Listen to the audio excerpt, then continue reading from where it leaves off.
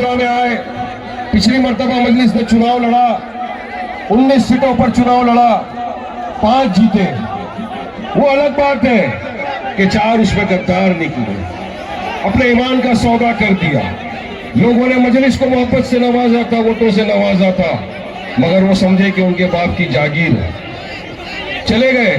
लेकिन याद रखो, तुम थोड़े रुपये थोड़ी कुर्सी के लिए वहां चले गए, लेकिन ये जो मोहब्बत मजलिस को मिलती है, वहां तुमको इसका 1% भी मोहब्बत इज्जत नहीं मिलेगी, याद रखना।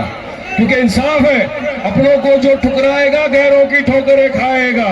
तुमने गद्दारी की सीमांचल की आवाम से, तुम अल्लाह सुब्हानहू व तआला की नजर में गिर गए, क्योंकि उसने तुमको इज्जत दिया था, उसने तुमको शौहरत दी, मजलिस के नाम पे तुमको वोट मिला, मगर तुमने धोखा दिया, तुम गद्दार निकले, तुम चारा चोर के पास चले गए।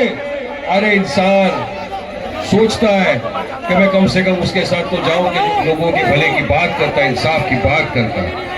आज देश भर में आप देख रहे हैं, हम देख रहे हैं कि किस तरह से मजलूमों पर, हमारे दलित भाइयों पर, पिछड़े हुए वर्ग पर, मुसलमानों पर जहां कहीं भी अन्याय होता है, जुल्म होता है, चाहे मॉब लिंचिंग हो, चाहे गौरक्षक के नाम पे मार दिया जाता है, चाहे हिजाब की बात आ जाए, चाहे वक़्फ़ के नाम पर हमारी मदरसों को, मस्जिदों को, हमारी खानकाहों को छीनने की बात आ जाए, हर शोबे पर अगर आपके और हमारी तरफ से कोई इंसाफ की बात करता है तो कोई और नहीं, आपका मेरा नेता बैरिस्टर असदुद्दीन ओवैसी साफ करते हैं ना।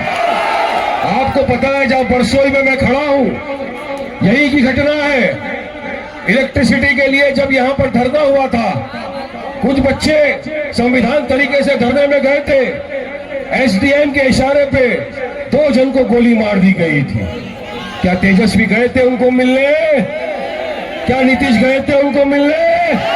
अगर उनके पास गए, उनके घर पे गए, उनके मुआवजे की बात की, उनके हक की बात की, तो किसी और नहीं, मजलिस इत्तेहादुल मुस्लिमीन के सिपाहियों ने बात की। आदिल हसन साहब पूरी टीम को लेकर वहां पर पहुंचे थे। ये मजलिस का काम बोलता है। मैं जानता हूं वक्त बहुत कम है, आपको सुनना है असद साहब को, तमाम लोगों को, तो अपनी बात मुख्तसर में कंप्लीट कर दूंगा। 2 मिनट का टाइम दीजिए माजिद, 2 मिनट में कंप्लीट करता हूं। ये मौका आपको अल्लाह ने दिया है कि इस मर्तबा